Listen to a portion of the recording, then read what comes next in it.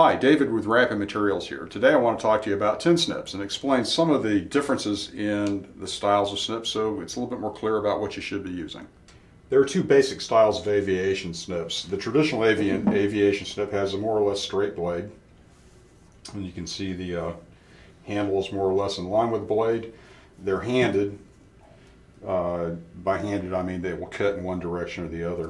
A red-handled snip will cut to the left, and a green-handled snip will cut to the right. So if you hear people discussing snips, they'll call a red-handled a left-hand snip, and they'll call a green-handled a right-hand snip. And they're also available in what they call a straight-cut snip. A straight-cut snip cuts straight pretty good, and it will cut to the left okay, and it won't cut to the right hardly at all. Big difference between these aviation snips and these aviation snips are a pretty fundamental design change. These are called offsets. An offset has a much larger blade. As you can see, it's curved and it's angled, and the handle, if you look at the cutting path, is a pretty extreme upright angle. This allows you to push the material away as you're cutting through, and we'll show you how that works in just a moment.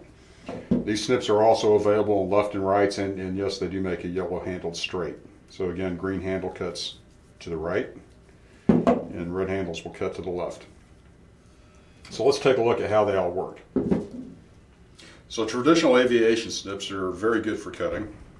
They were designed for the aviation industry and do a pretty good job. The problem with them is that when you're cutting deep into a piece of sheet metal, pretty quickly the snip starts jamming up in the sheet metal, and you have to force it, you have to work your way through. And the deeper you go, the closer your hand gets to that sharp edge of sheet metal. So offset snips do exactly the same cut. However, because they hold your hand up and the angle of the blades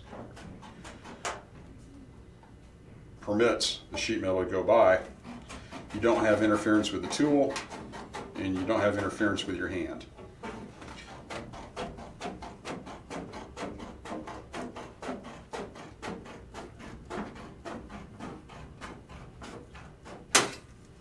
So aviation snips are different from traditional snips, and a traditional snip looks more like a pair of scissors and requires a certain amount of hand effort. If you look at a compound snip, they'll call it, or an aviation snip, they've actually got a mechanical advantage because they have a pivot point located here, which when you squeeze the handle increases the mechanical pressure here.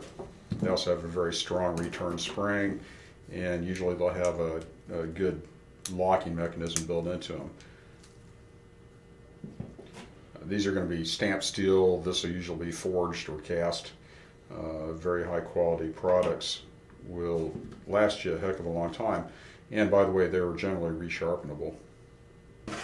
Now both standard and offset aviation snips will cut a nice little curve.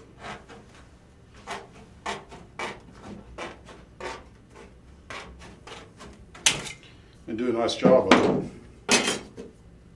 The offset aviation snip is going to be a better tool for cutting curves because of the fact that it does let the material flow over the top of the blade, and it gets your hand up out of the way. Another advantage of an offset aviation snip is the fact that you can cut below the material. So if it's just simply awkward to cut like this, you may find it's easier to cut this direction. But bear in mind, the tool is going to cut the opposite curve if you're underneath. One thing we should talk about is cutting with aviation snips. A lot of people feel like because it's like a pair of scissors, you should hold the tool straight up and down like this, and it will certainly cut, but it requires a lot more effort, and you're really wasting energy doing that. If you look at the bevel on the top of the snip blade, it should be more or less parallel with the surface of the material.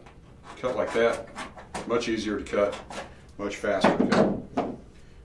Same thing holds true with the offset aviation snips. You want that flat, more or less, even with the surface of the material, and it'll cut right through it.